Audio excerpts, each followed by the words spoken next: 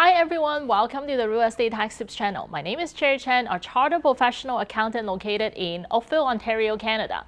And I'm on a mission to become the Google map for hardworking Canadians seeking financial freedom. Recently, I got a lot of questions. Actually, this question comes up quite often, not just recently. The question that I get asked all the time by my clients as well as prospective clients is that, hey, if I were to invest in a corporation, the corporation has to pay tax. And when I draw money out from the corporation, I also have to pay personal tax. Wouldn't I just pay double taxation? And I would pay double amounts of taxes as compared to people who own the property directly in their personal name. And this same question is posed by people who earn business income in the corporation. Why do I set up corporation to begin with? I already pay my personal income tax, and now I set up the corporation. I report everything on my corporation tax return. I pay the corporation tax, and I turn around also have to report the dividend that I draw out on my personal income tax return and pay tax again. Wouldn't I be double taxed? Well, the reality is that there is no such thing as double taxation. You might pay a percentage point more or less depending on how the system works and the tax rates that you're exposed to. But we're going to go through the example. Before I get started, if you like our channel and you appreciate this type of tax tips, or if you have a small business as well, comment below. And if you appreciate our video, make sure you give us a thumbs up so YouTube would know that you like and you appreciate our channel, and it will push it to more people. If you enjoy our channel, make sure you hit the subscribe button below, so then it will also help to promote our video. Now, with that, let's get started with a real life example.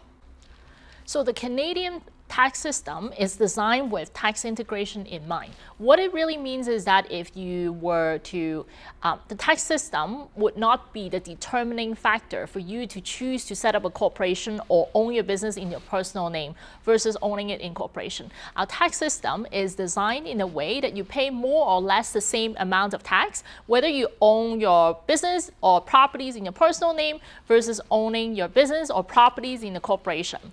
So that's called tax integration, because the tax that you would have to pay if you would choose to own everything in your personal name would equal more or less the same as the amount that you would have to pay had you choose to invest or earn your business income using a corporation and take all the money out in the same year. The combined total between the corporation tax that you have to pay plus the personal income tax that you have to pay would equal more or less the same amount as if you were to earn the same income in your personal name in the same year. This is what's called tax integration. Now, let me use an example to explain what tax integration means. Now, in my example here, this particular taxpayer earns employment income for $100,000. He started his own self-employed side hustle. It could be Uber, it could be a real estate agent, it could be consulting business, it could be selling goods and services or goods online on Etsy, whatever it is. He started a side hustle, and he net about $50,000. So he's doing pretty good because the amount that's being taxed is really the net amount after deducting all the expenses. Now, this particular taxpayer already earned about $100,000 employment income. And if he chooses to do nothing, he reports everything in his personal name. And that $100,000 employment income, he doesn't really have a choice. Employment income always goes on personal name. So that employment income, $100,000, would have triggered $22,000 of tax liability on his personal name to begin with. Now, when he earned the additional $50,000, it's being added on top of the $100,000 employment income. That additional $50,000 is going to trigger an additional $21,658 of tax payable. Now, his combined income total is $150,000, easy enough. And if you combine the tax liability, he would have owed $44,000, roughly over $44,000 of personal income tax. Now, this is assuming that he is earning everything in his personal name. There is no other tax credit. This is the basic form of owning your business in your personal name. Now, what if he chooses to earn his side hustle income in a corporation? He has the right to choose to own his side hustle business or his rental business income, whatever business it is, in a corporation. And in Ontario, when you are earning your rental In Ontario, when you earn active small business income in a corporation, you're only subject to 12.2% corporation tax rate inside the corporation, which is really beneficial compared to what this particular taxpayer would have to pay. You can see 21,000 divided by 50, it's about 43% tax rate here. Now let's look at the tax implication if the same taxpayer were to earn this $50,000 in a corporation. Okay, now this taxpayer is earning the side hustle income, whatever business that he's in, $50,000 inside the corporation. Now, in this particular scenario, the $50,000 is subject to corporation tax because corporation is considered a separate legal entity, is subject to a different set of taxation rules, and so therefore tax rate is different. And with tax rate under corporation, the small business deduction tax rate is 12.2%. It's worthwhile to mention the first $500,000 of net income receiving the qualified small business income inside the corporation is only subject to 12.2%, and you get the same $500,000 every single year. You can see how much tax you could save by having your business earned inside a corporation. Now, with $50,000 of net income at being taxed at 12.2%, this particular taxpayer would have to pay $6,100 of corporation tax to the government. Now, so then the amounts left over is $43,900, and this amount, after paying for the corporation tax, he could use it to distribute it to the personal name as dividend income. He could also choose to take money out as salary, and in which case he would not need to pay the corporation tax at all. For those of you who are interested in finding out a little bit about salary versus dividend, I have a different video for you, and it's one of the most popular videos on our channel, so you can visit the other video. Let's say this particular taxpayer is distributing the entire $43,900 inside the corporation to the personal name because he needs the money. So he take out the entire $43,900 after tax money and pay himself all the money in his personal name. So essentially, he took money out from the corporation. And remember, corporation is considered a separate legal entity. So every time you are getting money out from your corporation, even though it is 100% owned by you or 50% owned by you, whatever the ownership is,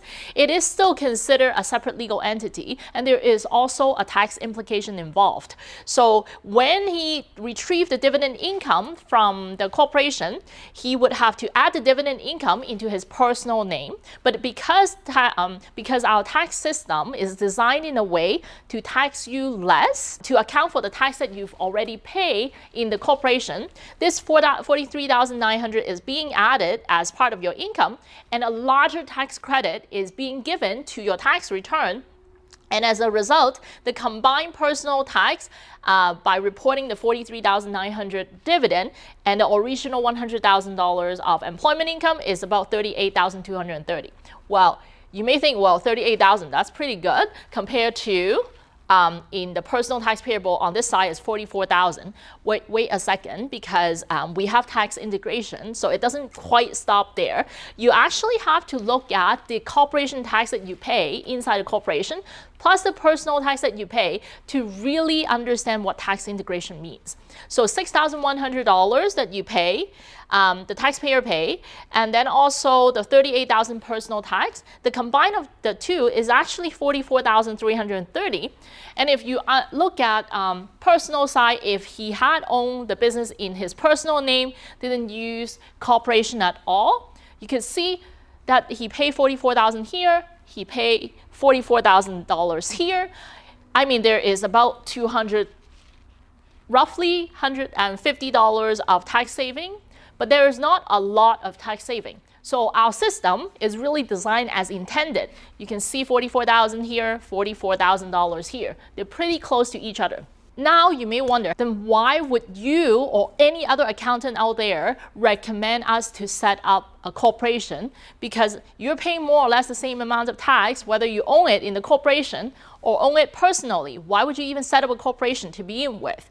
Now, this is the reason why. This calculation here and the tax integration on its own is really assuming that you're going to take out the $43,900 dividend or whatever amount after you pay the tax. The whole tax integration is designed in a way that, with the assumption that you're going to take the $43,900 out immediately in the same tax year. But a lot of small business owners can choose not to take this $43,900 out. The only reason why they would want to take the money out is because they they need the money for personal use. If they don't need the money for personal use, they could keep their $43,900 dividend inside the corporation to invest, reinvest in the business. They could use the $43,900 to invest in real estate. They could use the $43,900 to invest in stock market to earn a decent return. Anything is possible. You don't need to pay personal income tax for as long as you don't take the money out from the corporation. So that's the number one thing. Now, there's other possibilities as well. The possibility could be let's say next year, you decide to take a year off, travel around the world. You're working extra hard to earn this $50,000 side hustle income. Now, by not taking the $43,900 out from your own corporation, you can choose to take the money out from your corporation the following year. Now, let's go along with that example, and I could show you the potential tax saving by just splitting your income with your future self. Now, let's just assume that this particular taxpayer decide to call it a quit and decide to travel around the world in year 2. So he's not even going to have any employment income in year 2. Year 1, he has $100,000 employment income, and he also earned $50,000 of side hustle income inside the corporation. So under that scenario, in year 1, in the corporation, he still has the same $50,000 of income. He pays the same amount of corporation tax at 12.2%, and then he net more or less the same amount of money, $43,900 inside the corporation. But the only difference is that he's not taking out the $43,900 in his personal name in year 1. He's going to wait until year 2 because he knows that he's not going to make any money in year 2. So in year 1, personal name, he would have his regular employment income for $100,000, and he pay his regular employment taxes, but there is no dividend in year 1. Now in year 2, when he's receiving 0 employment income, now he decided to take the money out from his corporation, dividend income out. So he now report $43,900 of dividend income, and he only need to pay $2,124 of tax in his personal name because he has no other income. This is the only income that he has. Now, if you sum up all the taxes that he paid over the 2 years, the corporation tax of $6,100, the personal tax on the employment income, $22,000, plus the $2,100 in year 2 on the dividend income that he receives. So if you sum it all up, the total tax paid is $30,000. Roughly over just under $31,000. Now, if you had to take everything out in the same year, need all your money from the corporation in the same year, you would need to pay, this taxpayer would have to pay $44,000. But here, under a different scenario, he just split income with his future self. You can see that $30,000 versus $44,000. Immediately, you save $13,000 of tax by just switching the dividend being reported in personal name in a different year when he is reporting low income or no income at all. So you could see the potential here. I hope the light bulb is going off right now. That the potential for you to split income with your future self, for you to potentially split income with your significant other, or even just potentially split income with your lower income family member. But be careful, there are some traps that you would have to jump through when you are doing some sort of income splitting planning. So make sure you do consult with a professional accountant. If you don't have one, our team are always here to help you as well. Just contact us in the contact information below. Now that we've covered everything, if you have a small business and you have tax questions, make sure that you leave it in the comment section below. If you like our video, make sure you give us a thumbs up. And if you haven't subscribed to our channel, make sure you hit the subscribe button below. And thank you so much for watching.